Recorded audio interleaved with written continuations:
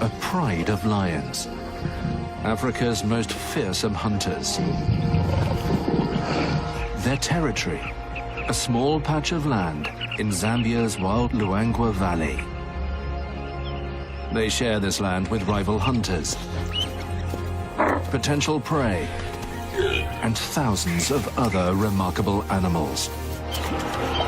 While the pride struggles to catch a meal big enough to satisfy them, we spend one day and one night here and meet the animals that also call the pride's land home.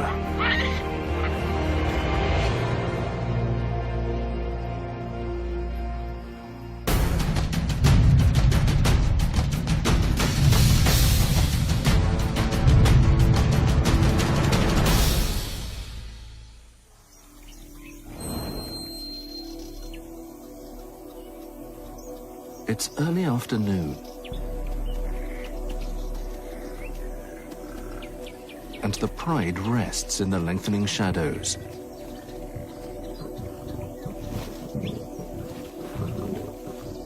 Nine strong and led by 3 adult lionesses. They are the top predators here.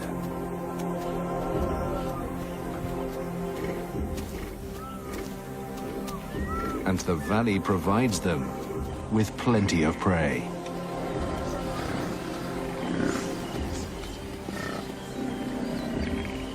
But recently, they haven't had much luck. With their male away patrolling the territory, their last few hunts for large prey have failed.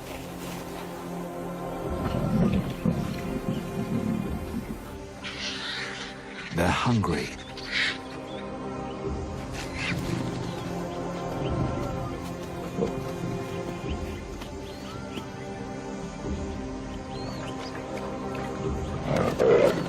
All they've managed is a small kill. A warthog caught off guard.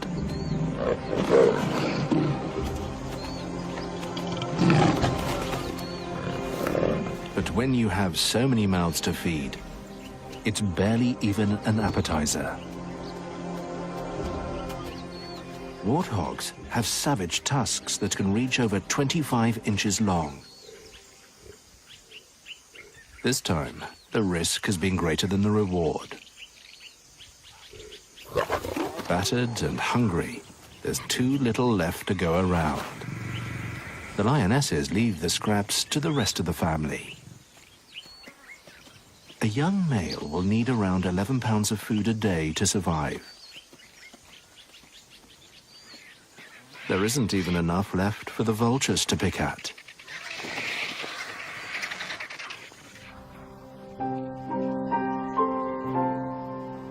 This is the pride's land. 20 square miles of pristine wilderness on the banks of the meandering Luangwa River. But they aren't the only animals that live here. With the sun past its peak, high midday temperatures are fading fast. The cooling air rejuvenates all the animals that call this land home. Stirring from their siestas, it's time to wake up and get on with what remains of the day.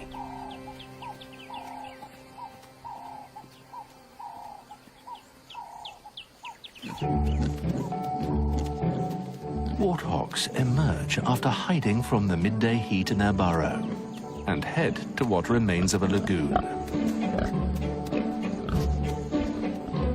Their homes are usually within strolling distance of a water source. And the muddy edges of the lagoon provide the perfect place for an afternoon dip. Warthogs are part of the pig family and are also in the same order of mammals as the hippo. Like all pigs, they don't have functioning sweat glands. So, to regulate their temperature, there's only one option: to wallow.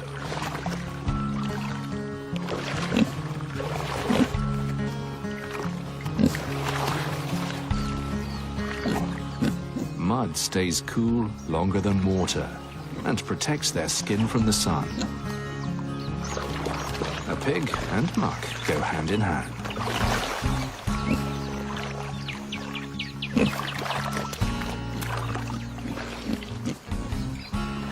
It's such an essential part of a pig's lifestyle that some scientists believe spending so much time in the mud is what stopped them from evolving the ability to sweat in the first place.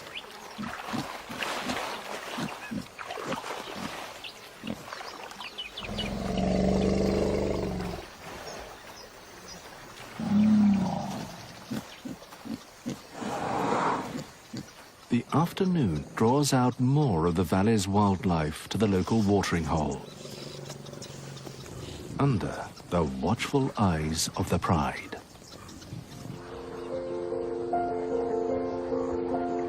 Above, a squadron of great white pelicans ride the rising thermals, fueled by the afternoon heat. They're attracted by the narrow crescent of water below, one of the few water sources left within the pride's territory. Sweeping low over the water in formation, they work together to channel air under them and generate lift.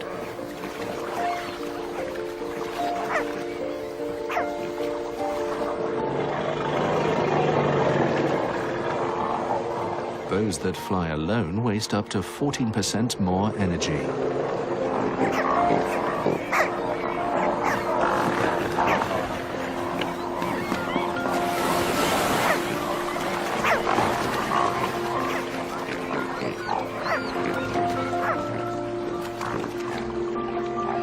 Preening is top priority, keeping their feathers aerodynamic as well as waterproof.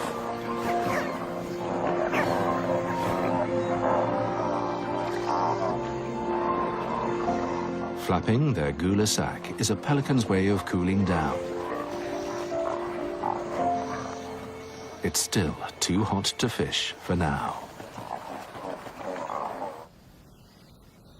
In the woodlands, the shade brings relief to the savanna's more secretive creatures.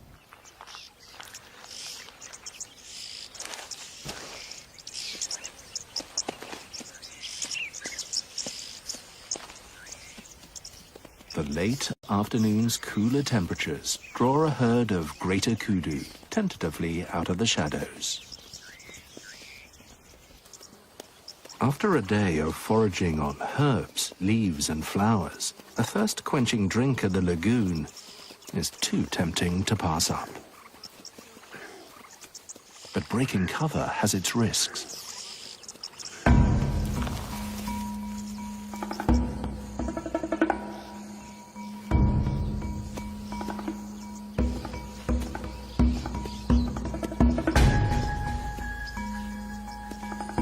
A kudu would be the ideal meal for the unsatisfied pride, and certainly worth investigating.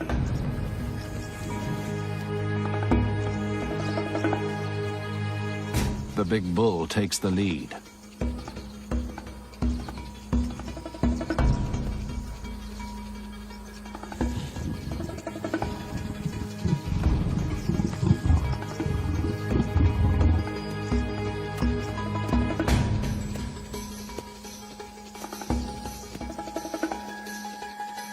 The females know something's not right. Smelling, they search for any signs of a threat.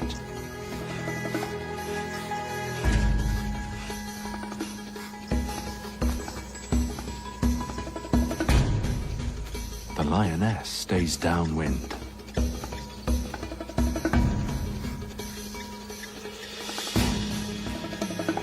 Giant ears swivel to locate the sounds of any predators. Their acute senses make them tough to sneak up on.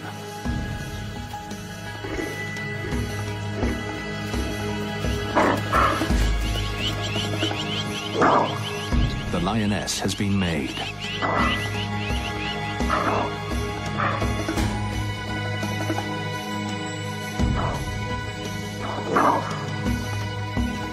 With all their attention on her, the lioness has little chance of a successful hunt. It's over before it even began.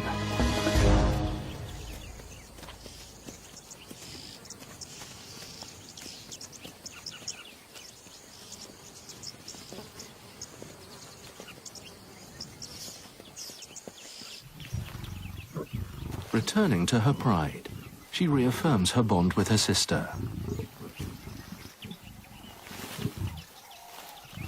She may not have succeeded in providing for the pride this time, but fewer than 1 in 5 daytime hunts are successful. The fast approaching night may provide more opportunities.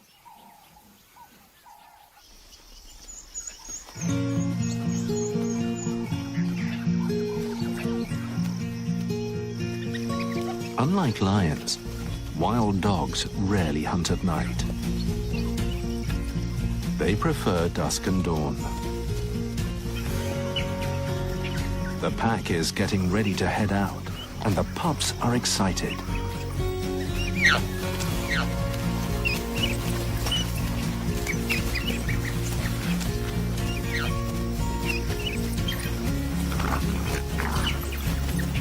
They're a year old, and finally grown up enough to join the rest of the pack on their daily expeditions.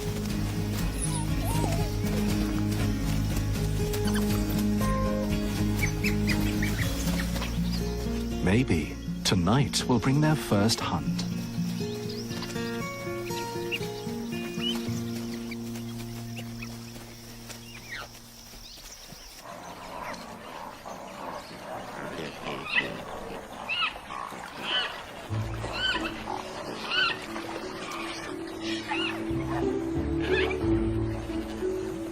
Back at the lagoon, marabou storks join the pelicans.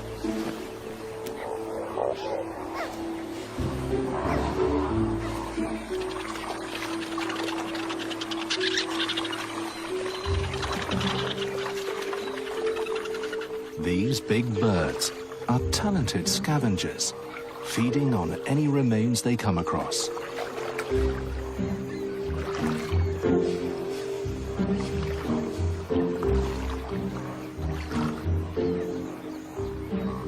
Their grotesque, featherless heads, cloak-like plumage, and love for carcasses mean they're often referred to as the undertaker bird. But they don't exclusively feed on carrion. The low water level means fish are tightly packed together. Easy pickings. The marabou wade right in. Pelicans and yellow-billed storks aren't far behind.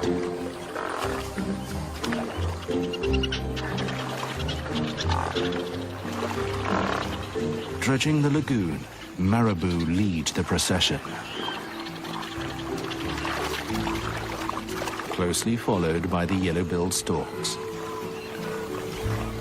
Probing the water and mud with their gaping bills, the storks feel for their food.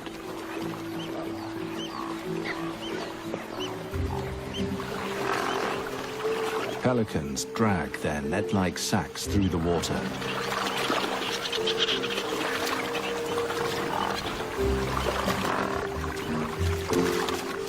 And spoonbills sweep side to side.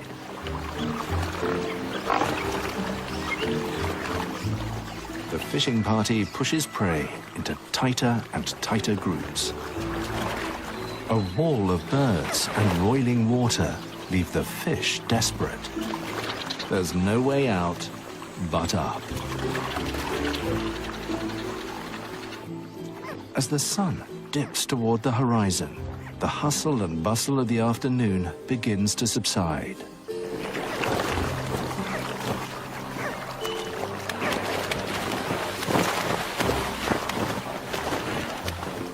With the party winding down, it's time to find a roost for the night. They're not the only ones calling it a day.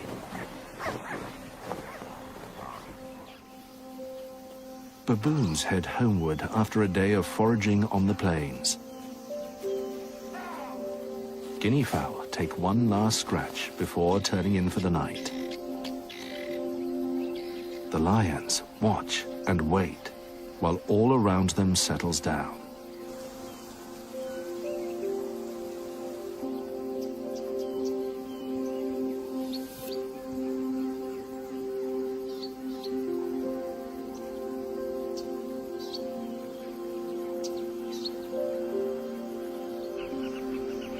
As the last light reaches across the valley,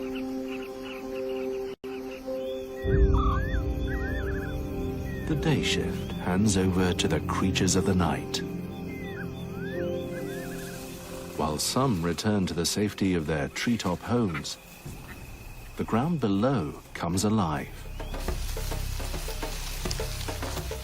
Matabele ants are on the march. Under the cover of darkness, they're moving house and taking all of their belongings with them. Up to 2,000 worker ants carry precious packages, black cocoons, and white developing larvae. The next generation. The larvae are the colony's brood, its prized possessions.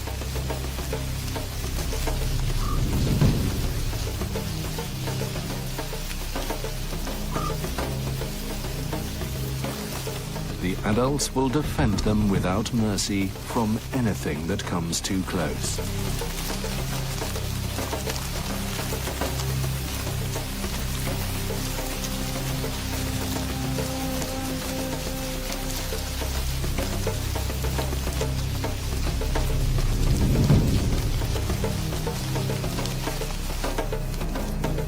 Following a chemical trail laid down by the lead scout, they head towards their new home.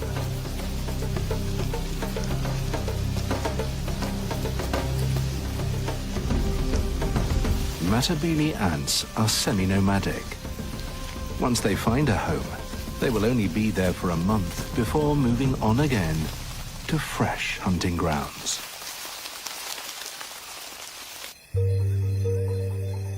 It's 10 o'clock, and the full moon hangs high above the valley. Night is the domain of the predator. This is when the lions are most active.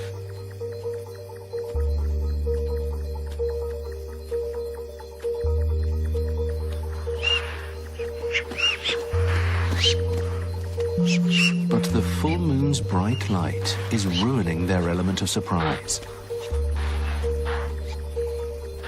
The impala and puku see them coming.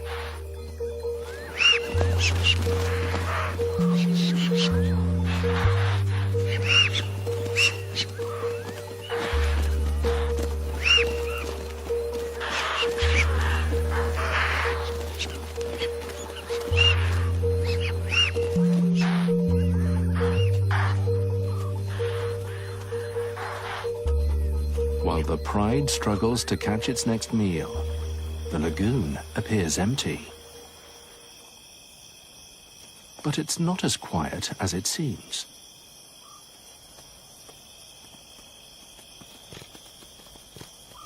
Honey badgers have emerged from their burrows.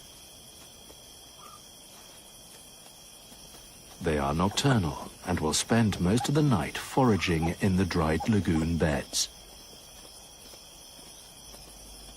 Honey badgers are opportunistic feeders, and these lagoons hide a buffet just below the surface. Frogs and insects have buried themselves to escape the dry season, making them hard to find. But an incredible sense of smell helps the badgers pinpoint food easily. They have to eat around 2 pounds a night to survive. And this means they're always on the move.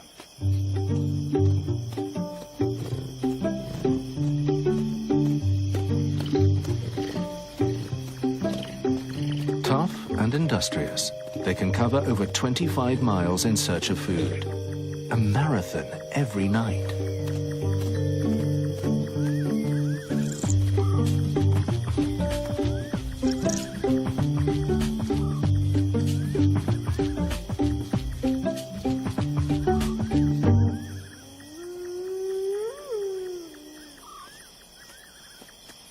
this activity stirs up insects for another nocturnal animal. More than 1,200 species of bat exist worldwide, and almost 3/4 of them are insectivores. Each must eat 1/3 of its body weight a night, hundreds of insects every hour. Like honey badgers, they cover great distances.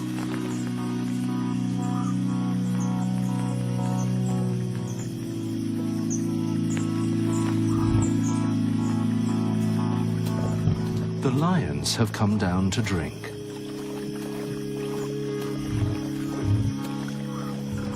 With half the night gone, they've been unable to make a kill.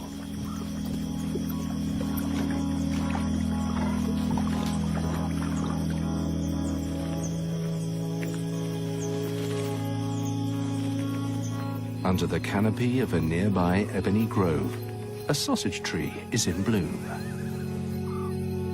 Their chandelier-like flowers open at dusk, and each only lasts one night. Brimming with nectar and pollen, they attract a host of insects. And the bats home in for a feast.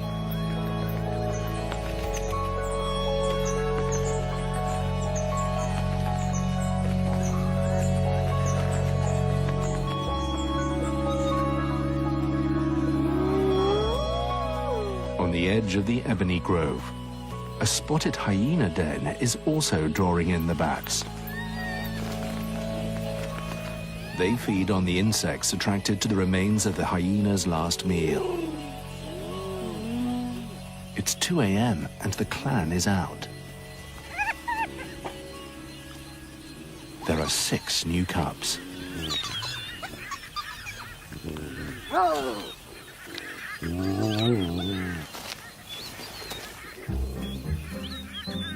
Stuck underground for most of the day, they have plenty of energy to expend. It's time to play. They're neighbors from hell for a sleeping baboon.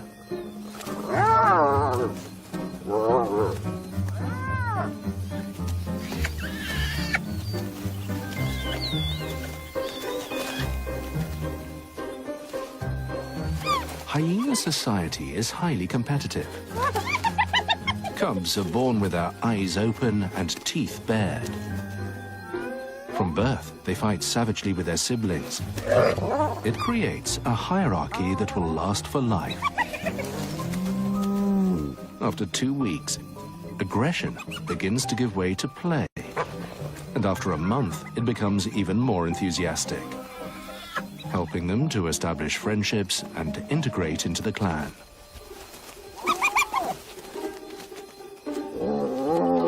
But they can get a bit carried away.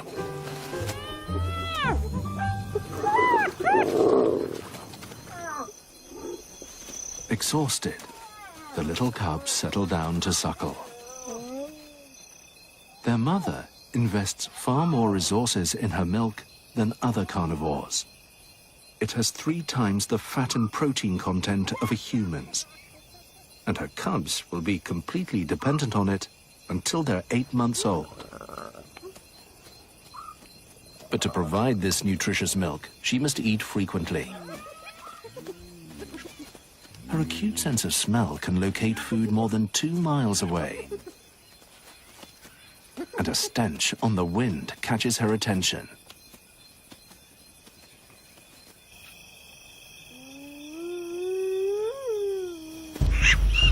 It's 2 hours before dawn. Hunt after hunt. Failure after failure. The pride has no luck.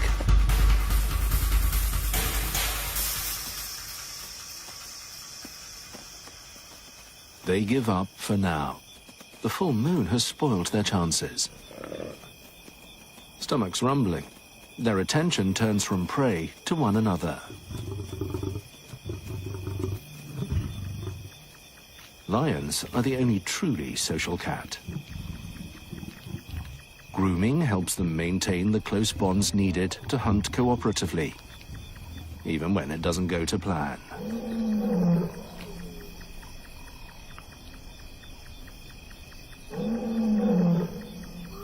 Distant roars echo through the cool night air. Their male is calling, the sound carrying almost 5 miles across the valley, proclaiming, "This land is ours."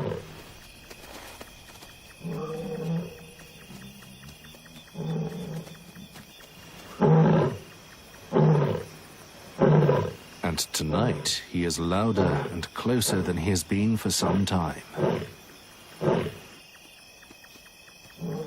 They head towards the sound, hopeful for a reunion with their pride male.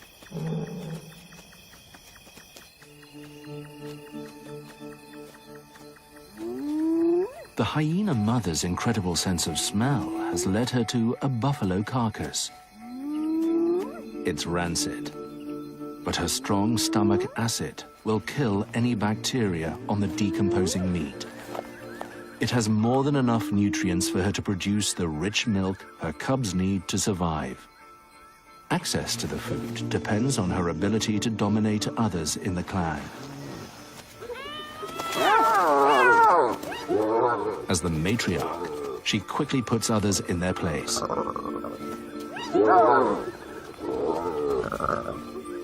The more she can stuff down before her clanmates, the better chance her offspring will have of surviving.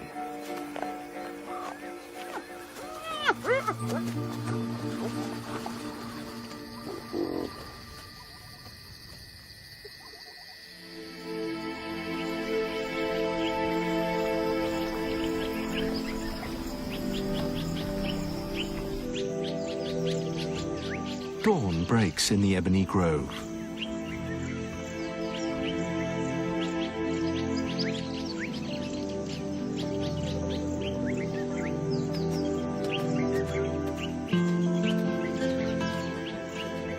Silence has fallen over the hyena den.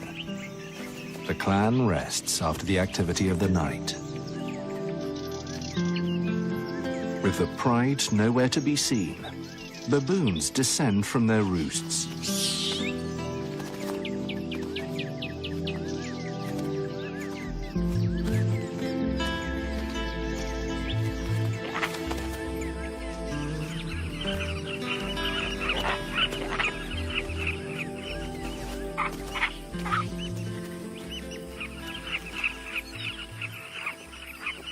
Like beacons in the morning light, the sausage flowers are attracting even more admirers. Like bats, birds are drawn by the insect's presence. Carmine bee-eaters, named for their favorite prey, gather on nearby perches.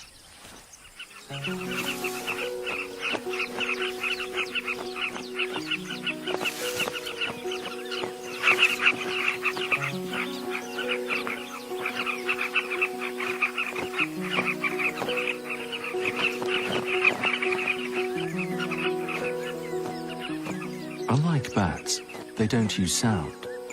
Their incredible eyesight helps them catch their marks with ease.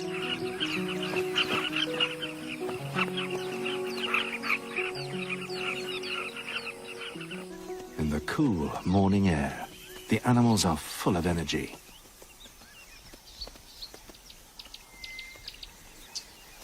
Young rams move together as part of a bachelor herd.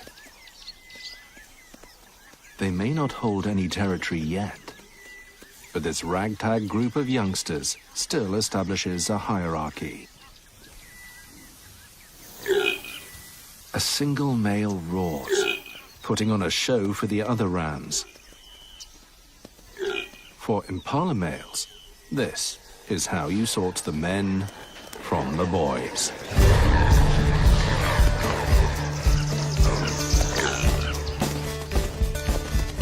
And it's contagious.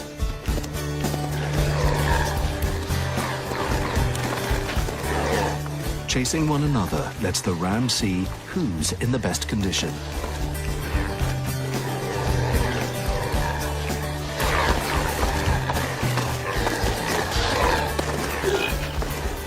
The boys' unruly behavior is largely ignored by the females.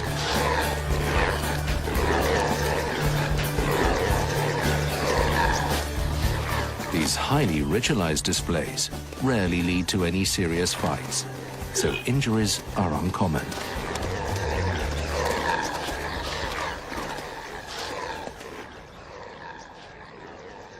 Their excited roars carry more than a mile along the river. The impala bachelors aren't the only boisterous animals this morning. Baby baboons play on the riverside.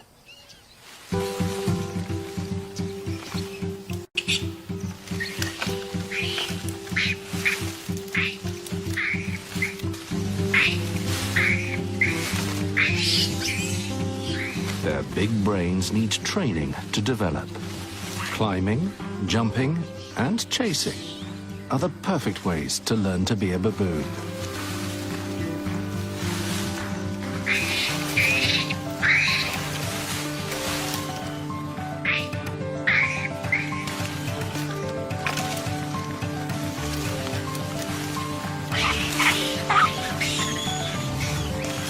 Adults may play less as they get older, but it won't save them from becoming target practice.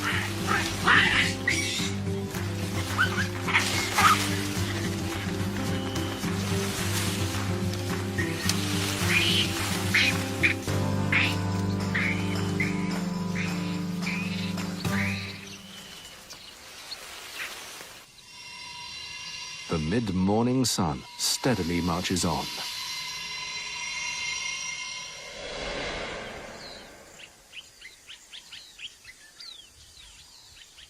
The pride dozes, at last with bellies full. They managed to meet up with the male and take down a young hippo. Finally, they've made a kill big enough to satisfy the entire pride. But they'll have to wait if they want seconds. The male dominates the carcass.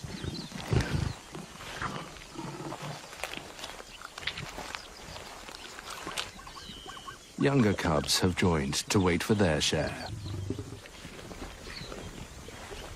For one hungry juvenile, it's too much to just sit and watch.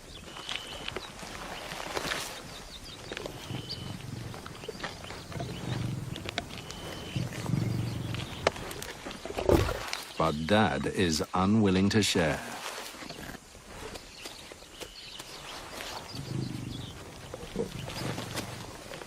When it comes to feeding, cubs are lowest on the ladder.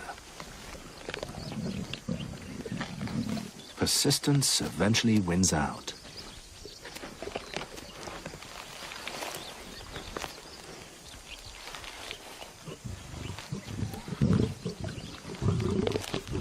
The male has had his fill and allows the others to tuck in.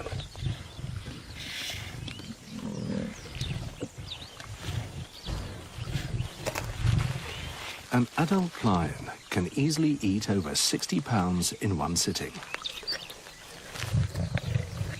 This carcass won't last long, and they all know it. The valley is hotting up, and as the sun rises further into the cloudless sky, shadows begin to retreat. With the lions otherwise occupied, the kudu venture out into the open to quench their thirst. But they won't drop their guard. Lions aren't the only predators around. Perimeter checked, they head down to a pool to drink before temperatures become too unbearable. In this climate, they need to drink 1.5 gallons a day to survive. They head back to the woodland, where they'll be able to feed, protected by the shade of the canopy.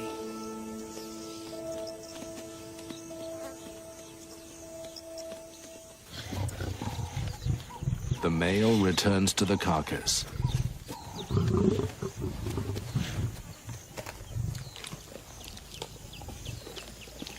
It's time for thirds.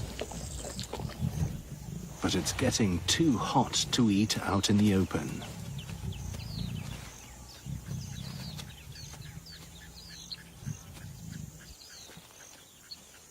If the male is going to be this greedy, a drink at the river might be a better option. An explosion of color catches their attention.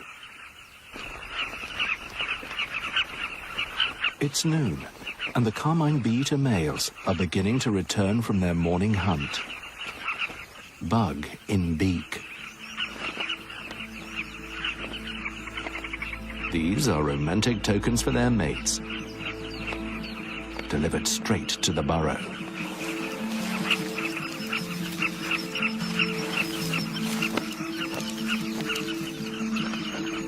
But a carmine colony can be a rough neighborhood. Hard-earned gifts are eyed up before they even reach their rightful recipients.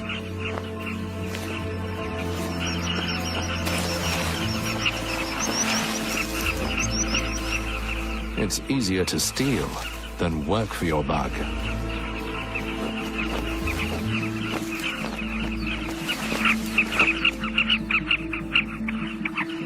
This one's made it past the thieves. His mate quickly comes to collect. Better to be safe than sorry.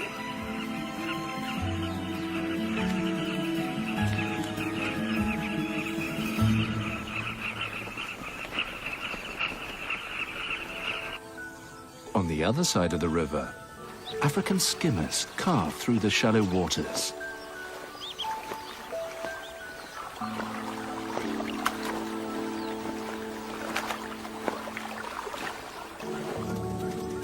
Like the carmines, they nest in areas exposed by the low water levels. But instead of digging a burrow in the bank, they make a scrape in the damp sand. The moist sand keeps their eggs cool when the sun hangs high in the sky. But it leaves the clutch vulnerable to wandering predators. A ground hornbill is named for its habit of stalking over land in search of prey.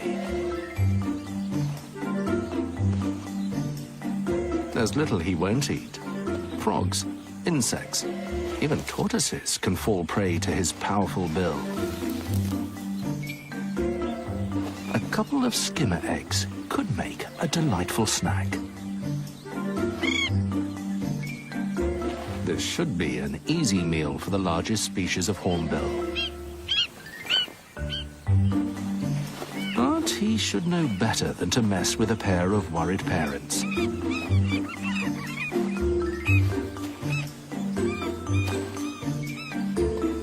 The skimmers are dwarfed by the hornbill, but the safety of their clutch comes first.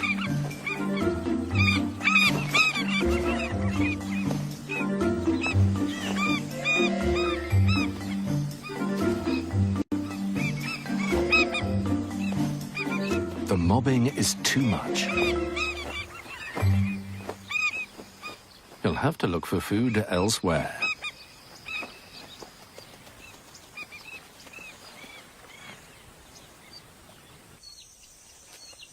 At 2 in the afternoon, the searing sun bears down on the valley's inhabitants. The male lion is out on patrol, and the females lounge in the shade.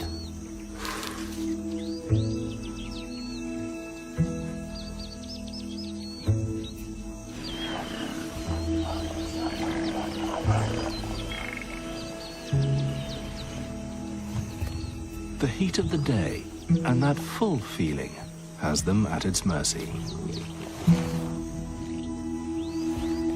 If they could, they'd sleep all day anyway.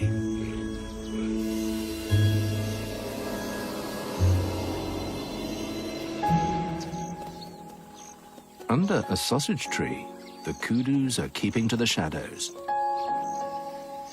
Sausage fruits hang from the branches above. They can grow up to 2 feet long and weigh almost 20 pounds. The flowers have already fallen. Fine dining for the valley's herbivores. But some kudus aren't quite so elegant. This female's gone for a sausage fruit instead. Quite the mouthful.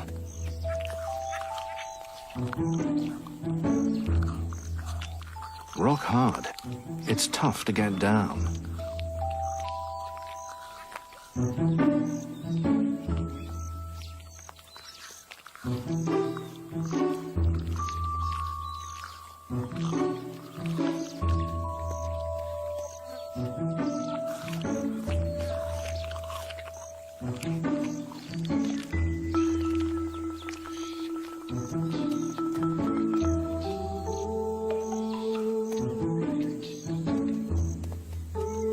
Maybe another. Maybe not.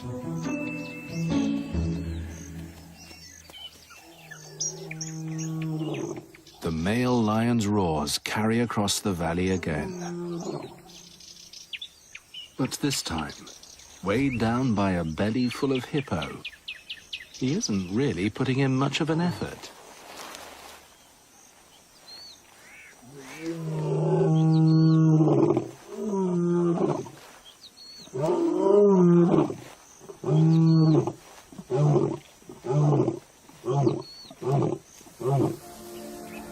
The blazing sun slowly begins its journey back towards the horizon.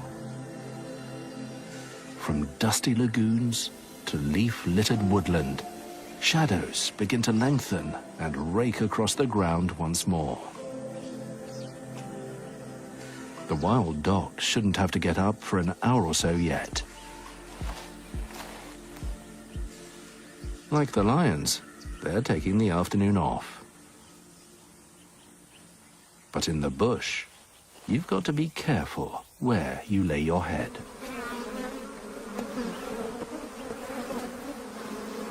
African honeybees have built a hive inside a nearby tree. Legendary for their aggressive nature, they will defend their nest by attacking anything that moves. Bee guards patrol the area, investigating any potential threats.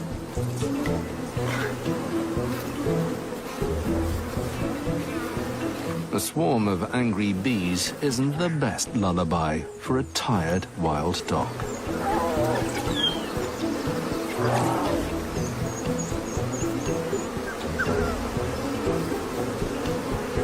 African honeybees sting 10 times more frequently than their European cousins.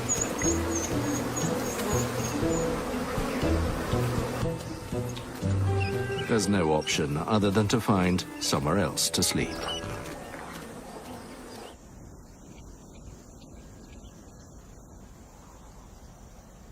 An hour before sunset, vultures circle in the soft light of the evening.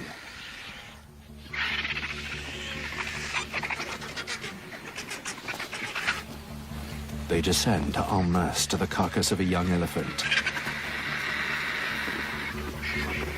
The male lion is here too.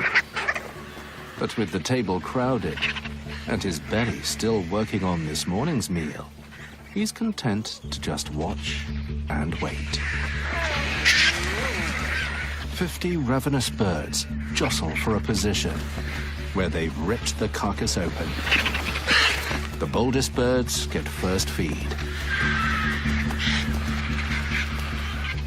The lappet-faced vulture is the largest vulture in Africa. Its strong hooked beak easily tears through tough hide, tendons, and cartilage.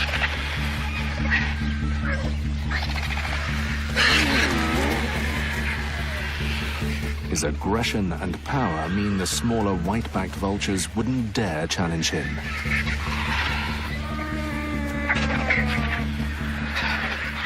But other lappets will.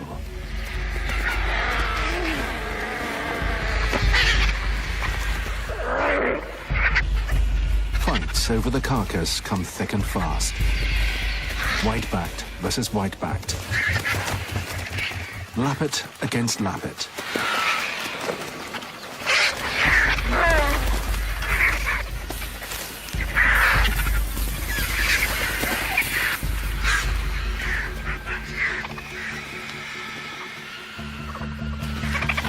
Gorging, the vultures wolf down 2 pounds of meat a minute.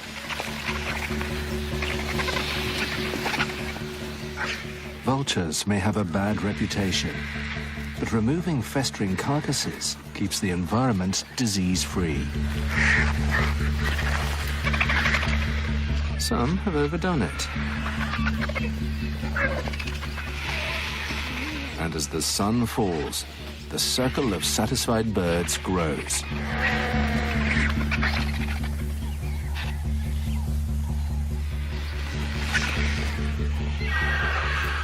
The scent brings in a hyena, a sure sign of the fast-approaching night.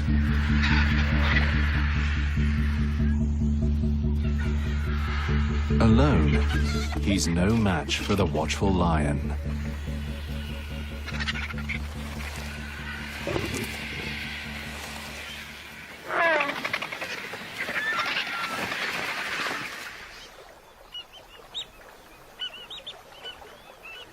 The day is coming to an end. As nocturnal creatures begin to stir from their dens, impala and puku prepare for the night ahead.